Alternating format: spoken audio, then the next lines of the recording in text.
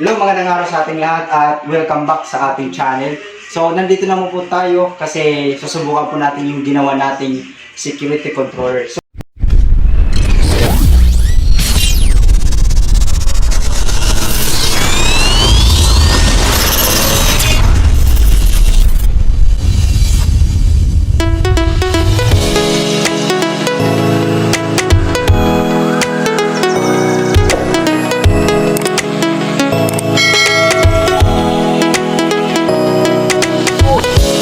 hello, magandang araw sa ating lahat at welcome back sa ating channel.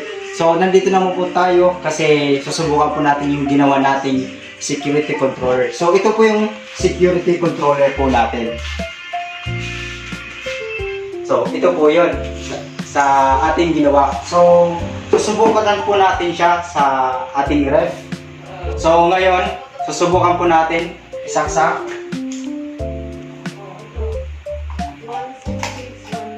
So kung mapapansin niyo po, nagsimula na po yung ating security controller. So automatic po siyang magbubukas. So meron siyang dalawang control, isang manual at automatic. So ngayon nag-open na po siya. Subukan na po natin dito sa ating ref. So ito po yung main plug ng ref. Saksak po natin.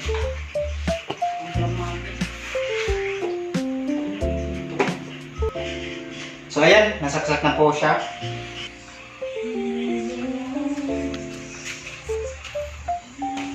So ngayon, tignan po natin yung ating ref kung gumagana.